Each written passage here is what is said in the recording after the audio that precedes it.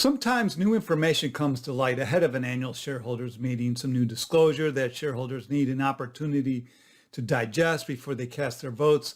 Sometimes there are other reasons why a company wants to move that annual meeting date. Maybe there could be a situation that's pretty drastic, like COVID. In those cases, can a company or should a company postpone their annual meeting? Today on Zippy Point.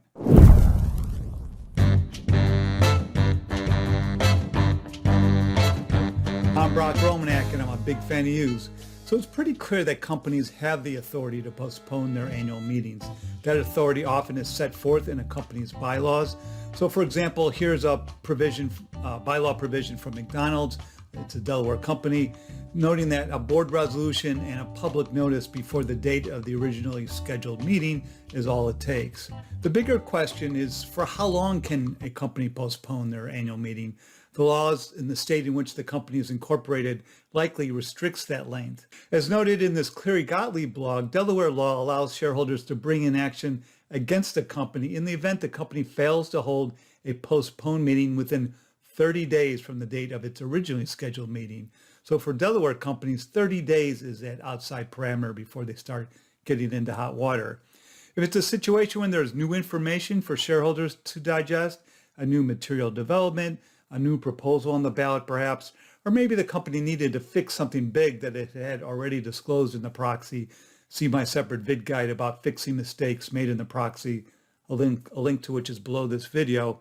You probably want to give shareholders a week or two to consider the new information.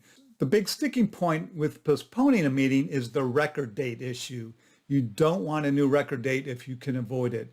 So under Delaware law, the record date for an annual meeting must be not more than 60 days or less than 10 days prior to the annual meeting date. So if a Delaware company postpones its annual meeting to a date so that the record date would be more than 60 days before the annual meeting, the board must change its record date.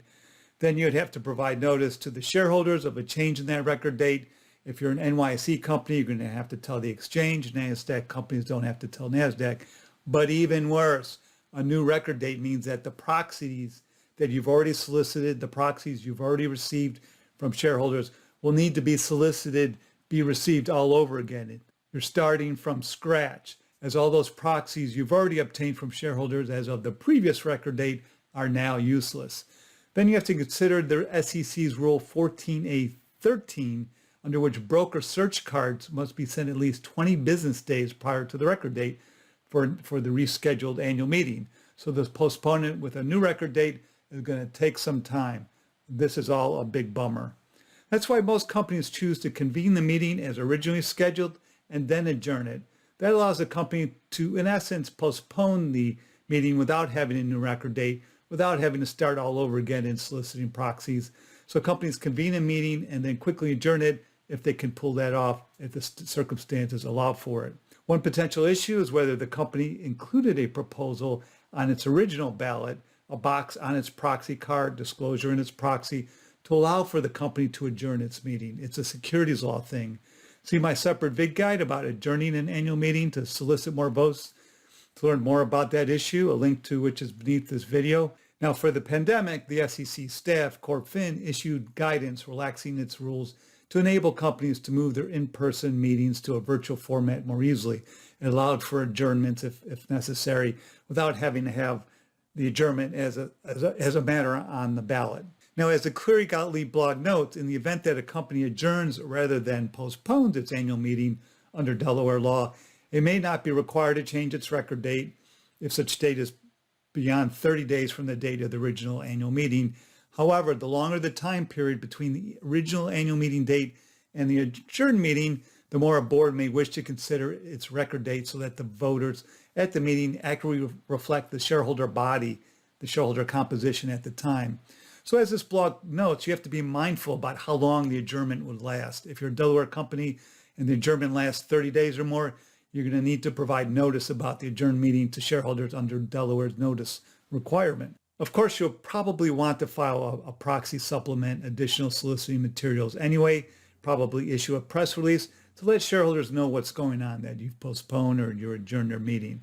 So here's an example of a proxy supplement filed because a company postponed its meeting because CorpFin apparently was reviewing its proxy. This is pretty unusual. And then this postponement was due to the delivery of proxy materials being delayed. That's pretty unusual too.